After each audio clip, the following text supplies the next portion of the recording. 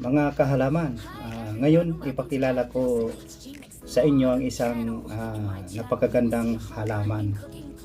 Ano, herbal to siya, herbal. Madaling alagaan. Ito ay mint plant o tinatawag rin ng iba na minta, spicata.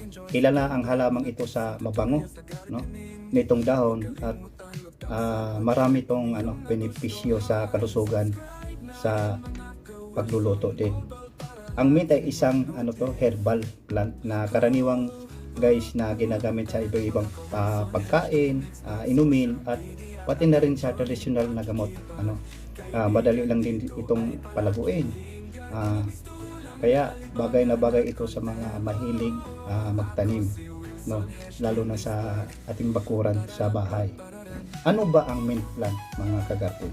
Ang ay isang maliit na hanggang medium yung niya, yung medium lang yung halamang na may berdeng dahon ito, na medyo kulubot yung dahon niya, no? Medyo kulubot ang niya, texture. Kapag hinawakan natin o halimbawa kinukuskus ang dahon nito, agad lalabas yung mabango at preskong amoy. Karaniwang itong tumubo sa mga lugar na may sapat na tubig at hindi masyadong mainit. Kaya madalas itong tinatanim sa mga paso o sa mga garden, sa ating bakuran, no? Ano ba ang mga benepisyo ng mint, mga kagarden? Marami itong mga benepisyo. Una, yung mabuti sa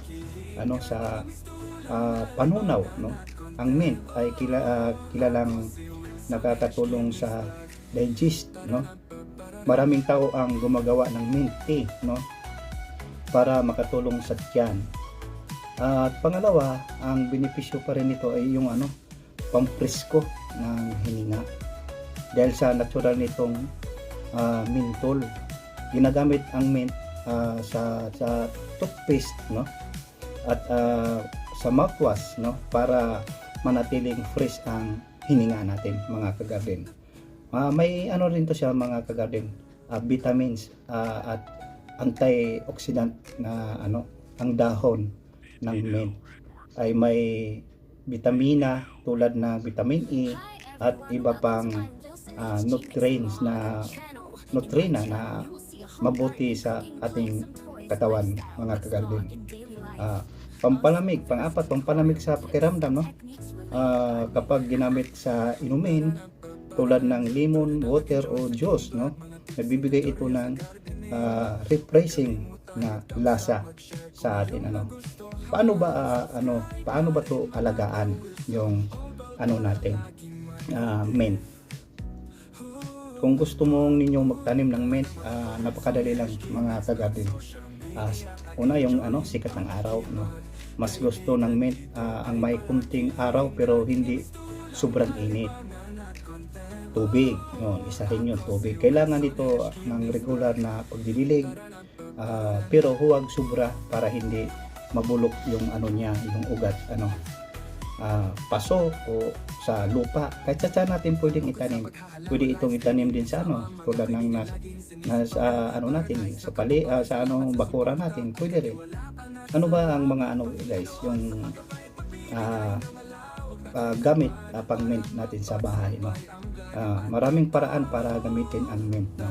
Una, ilagay sa tea o mainit na tubig, no? Ihalo sa salad o pagkain. Gamitin sa juice o lemonade, no? Pampabango sa kusina o bahay, no? Kaya guys, mga kagarden, dahil dito napaka-useful ang mint plant, no?